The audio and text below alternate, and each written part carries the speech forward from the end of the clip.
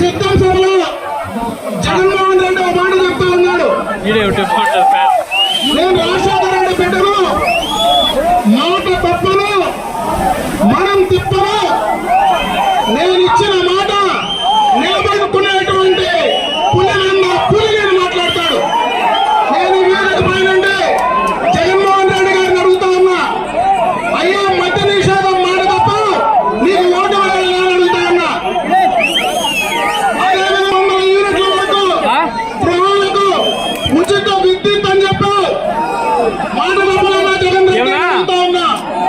ప్రత్యేక హోదాతో ఉద్యోగాల విప్లవం చేస్తారన్నావు, ఎక్కడున్నా జగన్మోహన్ రెడ్డిని ప్రత్యేక హోదా అడుగుతా ఉన్నా.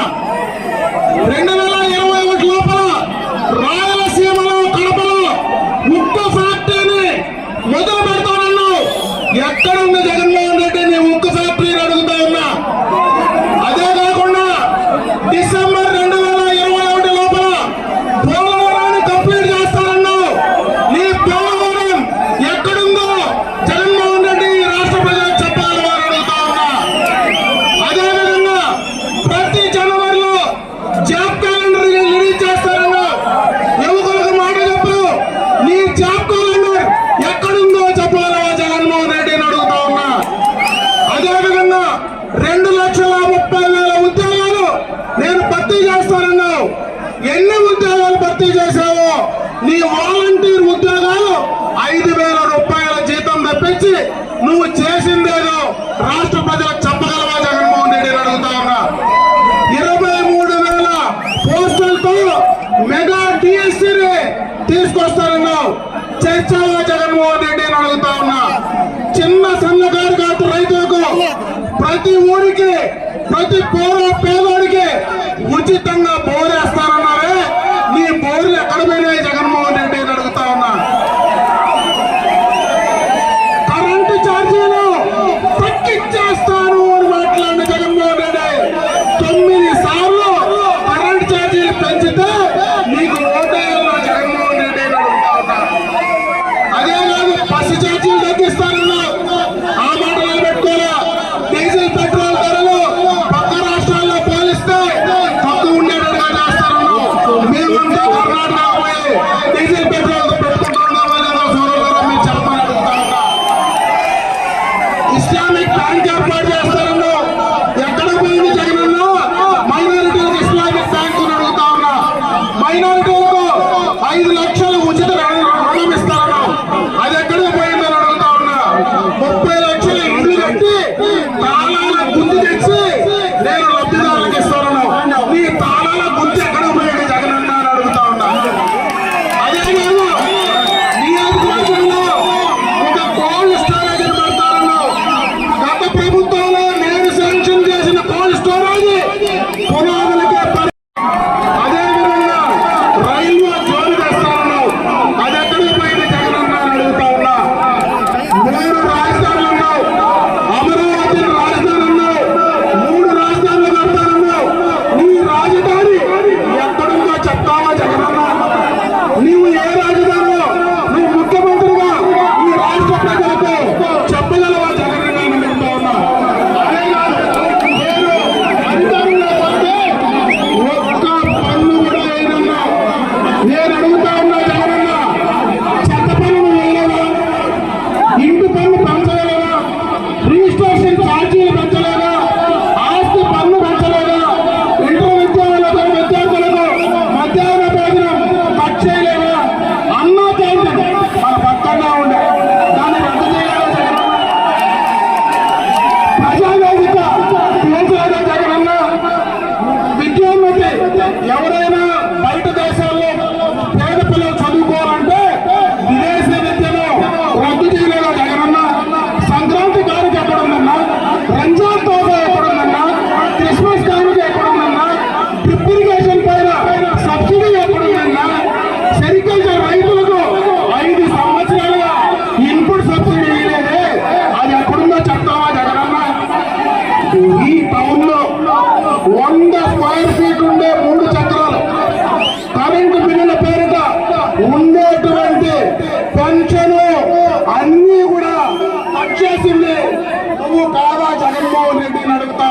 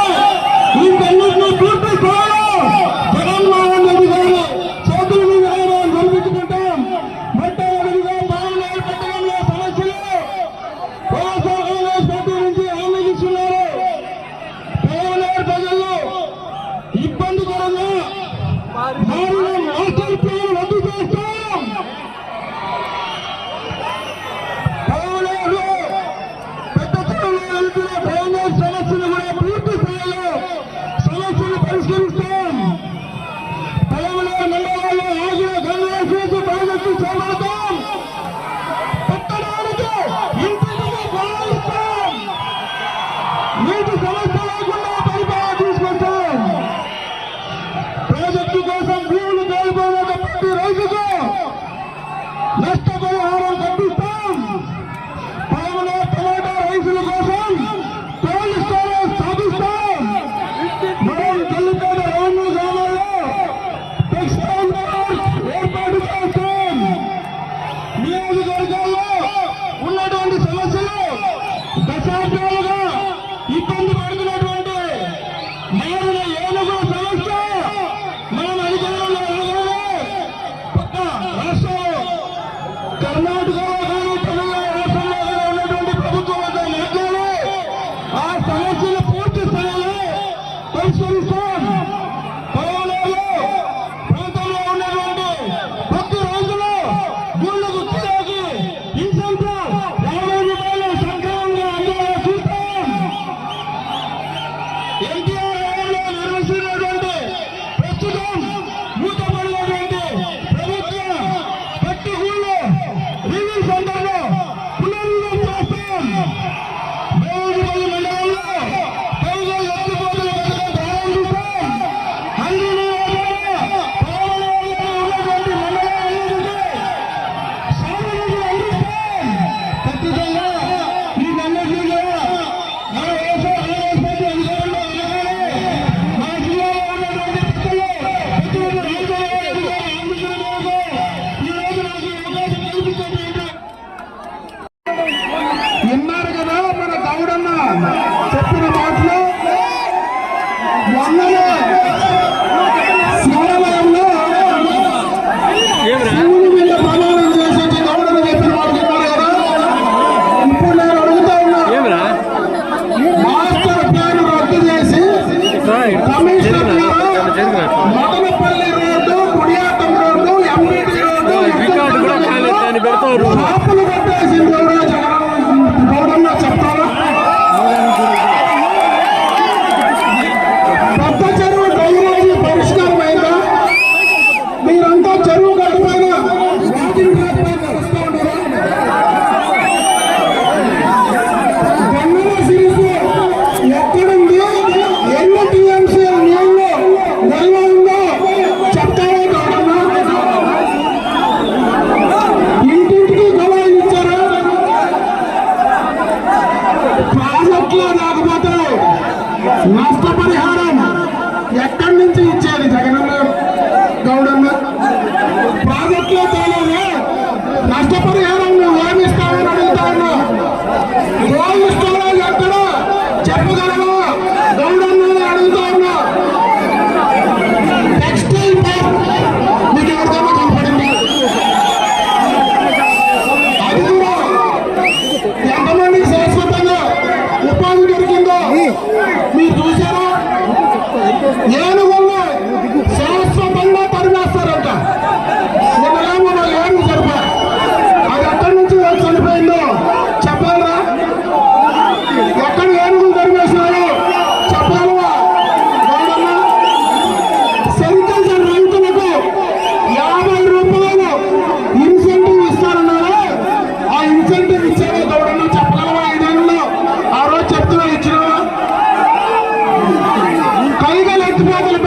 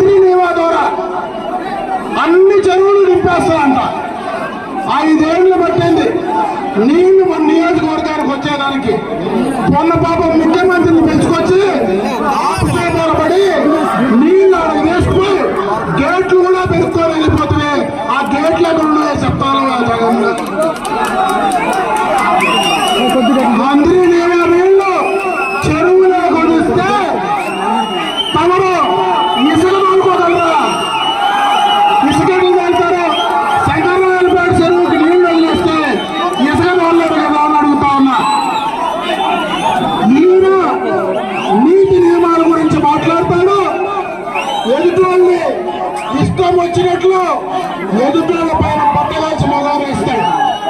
నేను అడిగాను కాదు, మన పక్కనే క్రషర్ ఉంది. ఆ క్రషరు జనార్దన్ నాయుడు దగ్గర నుంచి లాక్కుని వాస్తవం కదా.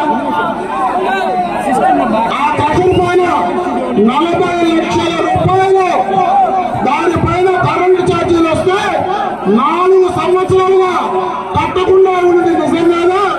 మన ఇంటికి 200 యూనిట్లు వస్తాయి, మనకు 2000 కరెంటు ఛార్జీ 2 నెలలు కట్టకపోతే ఇంటి మీద కరెంటు వాళ్ళు వచ్చి పడతారు. ఈ పెద్ద మనిషి 40 లక్షలు కట్టకపోతే ఏం సమాధానం చెప్తా ఉన్నా. పత్తికొండ కాడ జల్లి మర్చిపోతురా, ఎలక్షన్లు అయిపోతానే పెద్ద గుర్తుంటుండ పత్తికొండ కాడ జల్లి.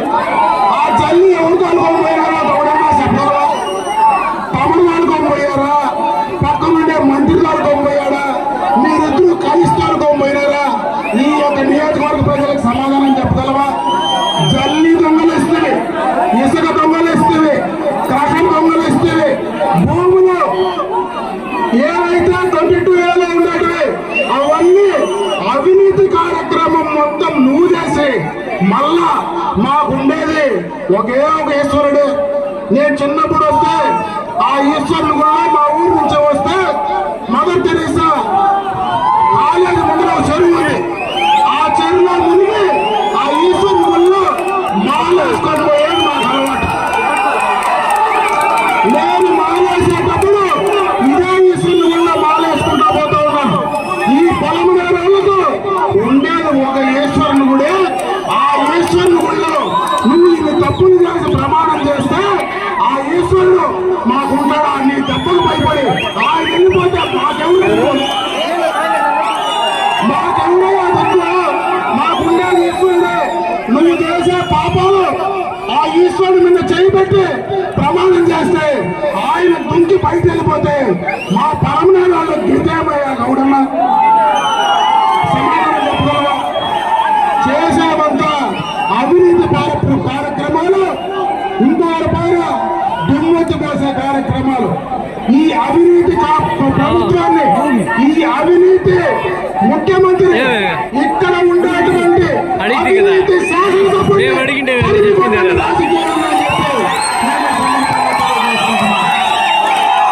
ఇన్ని రోజులు కేసులు పెడతామని బెదిరిస్తే ఇంకేం నట్లు మాదేం తీసుకోలే. ఈ 4 సంవత్సరాలు పోయిన ఎలక్షన్ లో నా మీద కేసులు, ఈ 4.5 సంవత్సరాలు 24 కేసులు, ఒక బుక్కు పెట్టి ఈరోజు నా మీద 24 కేసులు పెట్టారు. కేసులు పెట్టి బెదిరించి భయపెట్టే టైం అయిపోయింది. ఇంకా మీకు టైం దగ్గరకు పడింది. ఇక్కడ ఉండేటువంటి ప్రజలకు, కార్యకర్తలకు నేను ఒకటే భరోసా ఇస్తా ఉన్నా.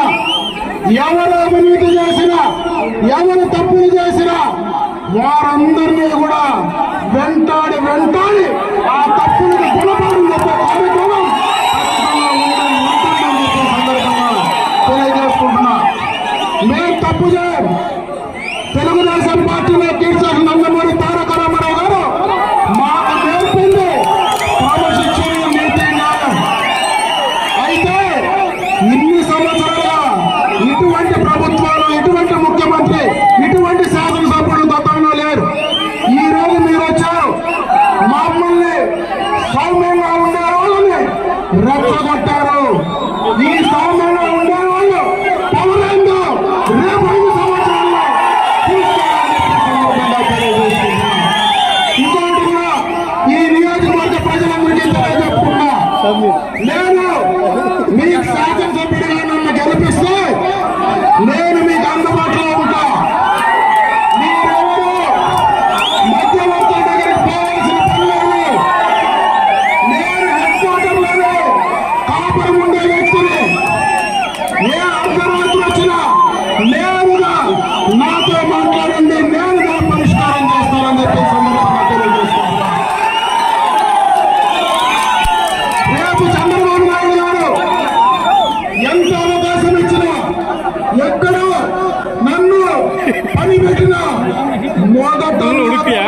దెబ్బకి పేలిపోతాడేమో అనిపిస్తుంది. గత ఎన్నికల్లో నేను శాసనసభ్యుడిగా నన్ను మంత్రిగా చేసిన తర్వాత రాష్ట్ర విభజన అయింది. ఒక ప్రధానమైనటువంటి బాధ్యత నా మీద పెట్టాడు కాబట్టి ఆ రోజు నీరుకి అనుకున్నంత ఈ ఎన్నికల్లో మళ్ళా ఈ నియోజకవర్గం వైపు ఎవరైనా కన్నెత్తి చూడాలన్నా భయపడేది ఉన్నా మీరు ఇక్కడ ఇవ్వమని చెప్పి నేను ఈ సందర్భంగా మిమ్మల్ని కోరుకుంటున్నా. ఈరోజు ఇంతమంది కలిసి రావడం నిజంగా కూడా పల్లమనేరు చరిత్రలో ఎప్పుడూ కూడా మొన్న చంద్రబాబు నాయుడు గారు ఇక్కడే సమావేశం పెడితే దానికి రెట్టింపు 200 ఒక నామినేషన్ కార్యక్రమానికి కనీసం మీరు స్వచ్ఛందంగా మీరు మీ బండ్లలో మీరు పెట్రోల్ పోసుకొని మీరు వచ్చి ఈ రోజు ఇంత పెద్ద ఎత్తున విజయవంతం చేశామంటే నేను నా జీవితాంతం మీ అందరికీ రుణపడి ఉంటానని నేను రాజకీయాల్లో ఉండినా లేకపోయినా నేను బతికినంత వరకు మీతోనే ఇక్కడే ఉంటా. మీతో ఈ నియోజకవర్గంలోనే ఇక్కడే ఉంటా. ఇక్కడే నా కార్యక్రమాన్ని చేస్తా. నేను ఒకటే చెప్పదలుచుకున్నా. ఈ రోజు చాలా మంది చూశారు.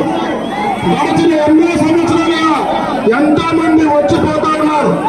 అయితే పర్మనెంట్ గా మా కుటుంబంలో మా తండ్రి గాని తాత గాని నేను గాని ఎప్పుడూ ఈ ప్రాంతంలో మీతో మీతో కలిసి ఉండేటువంటి మనిషిగా మమ్మల్ని మీ ఇంట్లో మీ బంధువు గారు సోదరులు గారు మీ అన్నదమ్ములు గారు నన్ను మీ కుటుంబ సభ్యుడిగా తీసుకొని ఈ ఎన్నికల్లో నా కోసం మీరందరూ కూడా పనిచేయమని చెప్పి నేను ఈ సందర్భంగా మీ అందరం కూడా తెలియజేసుకుంటున్నా. మళ్ళీ ఇటువంటి కార్యక్రమం మళ్ళీ ఎవరైనా ఈ నియోజకవర్గానికి వచ్చినప్పుడు మళ్ళా కలుసుకుందాం.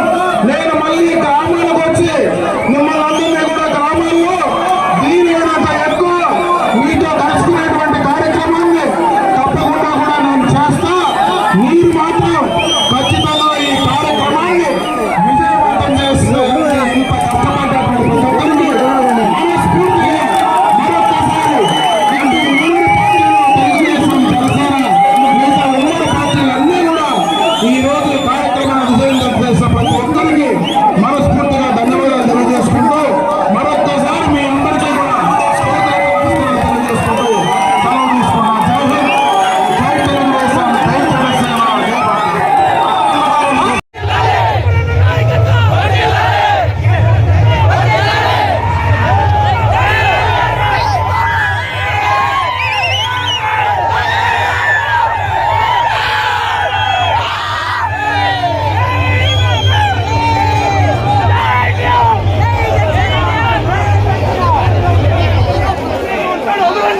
తిరుమలలో ఉంటాడు వెంకన్న. తిరుమలలో ఉంటాడు వెంకన్న.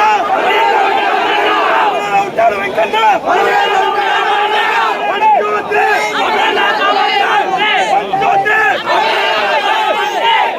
3 తిరుమలలో ఉంటాడు వెంకన్న.